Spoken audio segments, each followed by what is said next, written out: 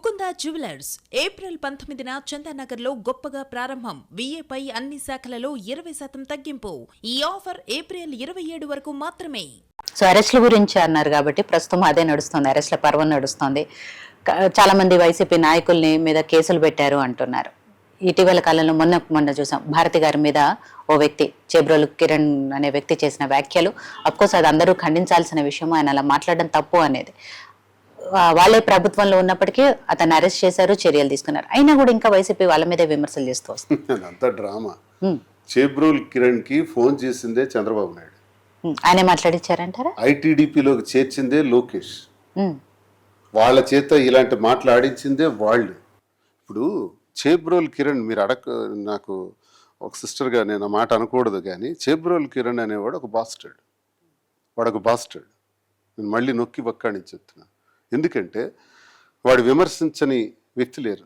Professor Nageswararao గారిని విమర్శించారు, తెలుగుపల్లి రవి గారిని విమర్శించారు, చాలామంది జర్నలిస్టులు కూడా చాలా దుర్భాషలాడుతూ మాట్లాడాడు. నన్ను విమర్శించాడు, అందరిలో నేను ఒకడిని. కాబట్టే నేను ఇంత కోపంతో నేను చెప్తున్నాను. నువ్వు నన్ను విమర్శిస్తే పర్వాలేదు, ఏ ఒక్క పెద్దల్ని విమర్శించినా పర్వాలేదు, కానీ మహిళల జోలికి వెళ్ళకూడదు. మహిళల జోలికి మాత్రం మనం పోకూడదు. దాన్ని నేను తీవ్రంగా వ్యతిరేకిస్తున్నాను. నువ్వు మహిళలు విమర్శించడానికి నువ్వెవడవరా? నీ అక్క చెల్లెలు అన్నదమ్ములు తల్లి తండ్రి లేరా?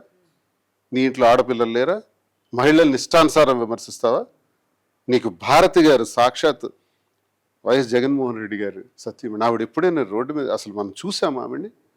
ఎప్పుడూ ఇంట్లో తీసిన ఫోటోలు తప్ప ఆమెను మనం ప్రత్యక్షంగా ఎప్పుడైనా చూసామా? ఆ మహాదేవతను పట్టుకొని నువ్వు ఇష్టానుసారం విమర్శిస్తావా? ఏంట విమర్శ? అది జుగుప్సకరంగా అసలు ఒళ్ళు జలదరిస్తుంది. వాడు ఆ విమర్శ చేసి రోడ్డెక్కుంటే ఏం జరుగుండేదో, ఈ ప్రజలు ఏం చేసి ఉండే వరకు నాకు తెలియదు. కాబట్టే వాడికి ఆ ప్రమాదం ఉందని గుర్తించే తెలివిగా చిన్న సెక్షన్స్ పెట్టి సస్పెండ్ చేసాం. ఎవడి కిరణ్ గడ్ అడిగి నువ్వు సస్పెండ్ చేయడం నాకు అర్థం కాదు. వాడు ఏమైనా ఎమ్మెల్యే, ఎంపీఓ, మంత్రి, మాజీ మంత్రి? ఎవడాడు? హూ ఈజ్ ఈ? కోన్ కిస్కాగాడు?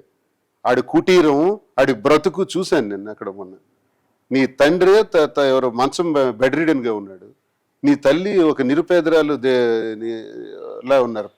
పేదరికం గురించి నేను ఇక్కడ మాట్లాడలే. అంత చిన్న కుటుంబం నుంచి నేను మిడిల్ క్లాస్ ఫ్యామిలీ నుంచి వచ్చాను. కాబట్టి మంచి మర్యాద ఉండాలి, పద్ధతులు ఉండాలి. కష్టాలు తెలిసిన కుటుంబంలో నువ్వు పుట్టినట్టుగా నాకు తెలుస్తుంది. అక్కడ చూసిన దాన్ని బట్టి చూస్తే అనుభవాలు ఉన్నటువంటి కుటుంబం నుంచి పుట్టినట్టు వ్యక్తిగా కనపడుతున్నావు. నువ్వేంటి మాట్లాడి ఇది తప్పు. వాడి అరెస్ట్ కూడా నాటకం. అది నిజం కాదు. అది కేవలం తీసుకెళ్లి సేఫ్టీ కోసం జైలు